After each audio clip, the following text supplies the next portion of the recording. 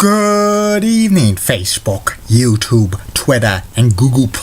This is Rich again, back for your third and final video blog for Wednesday, June 29th, 2016, around 8:18 in the evening, Billerica, Massachusetts. The sun is going down and the humidity is going down.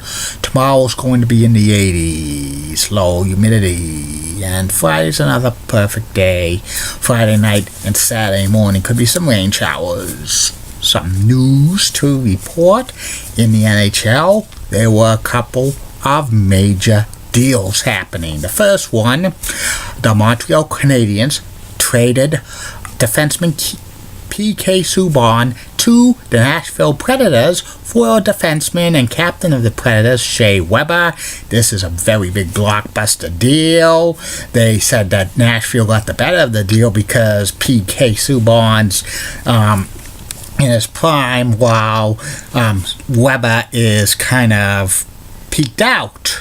And also, another big deal that happened, the Edmonton Oilers traded forward Taylor Hall to the New Jersey Devils for defenseman Adam Larson. A lot of experts says the Devils got the steal of the deal because Taylor didn't fit in with the Oilers because they're continuing to have losing seasons. The Oilers got a defenseman, but Adam Larson's not that superstar. And speaking about superstars, the Tampa Bay Lightning re-signed their captain, Steven Stamkos, to an 8-year contract extension. It was pretty big money, and a lot of people were saying that Stamkos were going to go to the Maple Leafs or the Red Wings or the Sabres, or I even heard the Boston Bruins, but that was not the case. He re-signed with the Tampa Bay Lightning, and I think Tampa Bay is going to be a contender for years to come. And that's about it on the news. My third and final video blog subject of the night is about the former NHL team, the Oakland Seals/California Golden Seals. They were around the NHL for 9 seasons, but they weren't a successful team. They only made the playoffs twice, and they had horrible teams. They didn't have too many stars. Actually, the Bay Area of California had a hockey team in the WHA, that's the Western Hockey League, which was kind of a triple A to the NHL back in the 60s. In 1961, that's when the Seals were formed, and they were called the San Francisco Seals, and they played at the Cow Palace in Daly City, California, outside of San Francisco, and they drew pretty well for a WHL team. That's the Western Hockey League.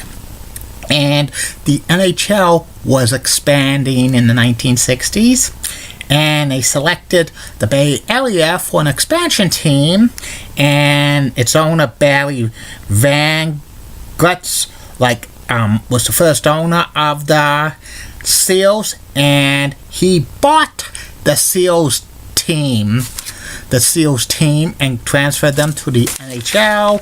They were rebranded the Oakland Seals, and they played at the Oakland Alameda Coliseum, but the Barrys wanted desperately to have an arena in San Francisco long term, and the Seals did not draw in the Oakland Alameda Coliseum, which now it's Oracle Arena, and they had poor attendance. The first 2 years, they actually made the playoffs, but they got bounced in the first round of the playoffs. Those were the only 2 seasons they made the playoffs, 1968 and 1969.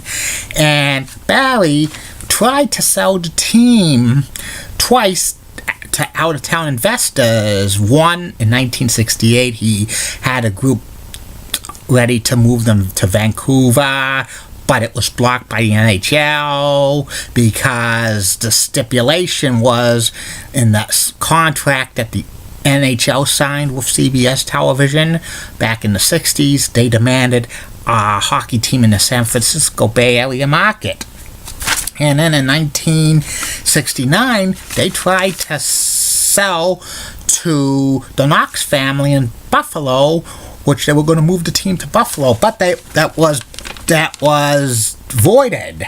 The team was actually sold in 1969 to Transnational Communications.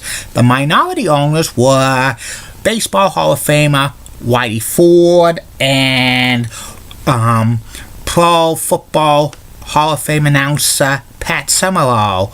But National Communications missed the payment, and it reverted back to Barry Van Gertz, and he put the team up for sale again. And it was bought in 1970 by Charlie Finley, who owned the Oakland A's baseball team. He rebranded the team from the Oakland Seals to California Golden Seals, and he changed the uniforms to them to resemble like the Oakland A's. It looked very, very colorful, and he also introduced gold pucks and gold skates. But this did not translate into success for the California Golden Seals, because year after year after year they would finish in last place in the Western Division of the NHL. Attendance was dwindling down. Finley lost big time money on the team, and he wanted out by 1973. And he tried to sell it to a group of investors from Indiana. They were going to move the team to Indianapolis, Indiana, to play at the new Market Square Arena, but the NHL shut down the idea. Charlie Finley had to sell it to the NHL in 1973, and the team continued to have money problems throughout its existence. In 1974, they moved to the Adams Division with the Buffalo Sabres, Boston Bruins, and the Toronto Maple Leafs.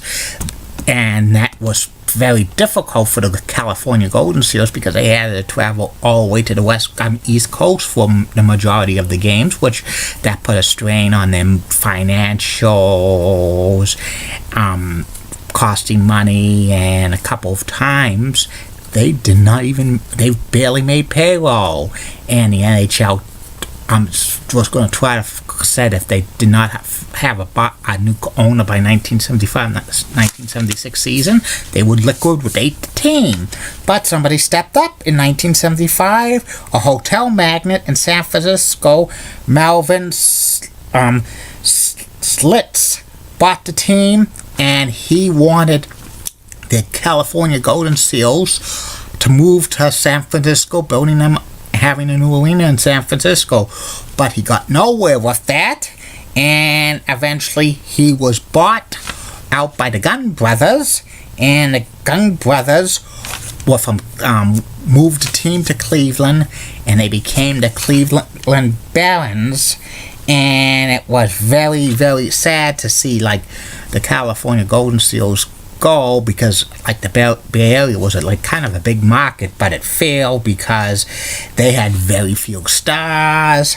They never finished over 500 during the 9 seasons in the National Hockey League they were in existence. Their record was 182, 401, 115 for 479 points.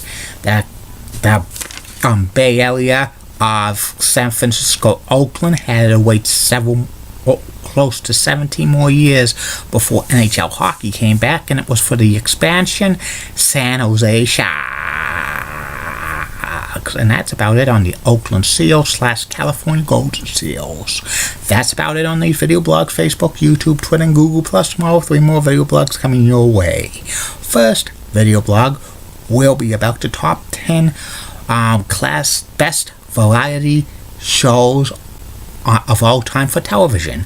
Second video blog of the day will be about MBTA bus Route 120 that goes from Maverick Square to Orient Heights. in East Boston. And the third and final video blog of the night will be about Magic 106.7 WMJX in Boston. Tell you about them. And great stuff coming in July. Stay tuned. Keep calm, everybody. I'm a Julie Bennett guy. Molly Rosenblatt of the BCCOX has nice legs. Elizabeth Hart so stunning, she's the best. Amy Swansea so awesome. Linda Church is such a cougar. Barbara Gibbs of ABC 11 has nice legs. Michelle Beadle is the best.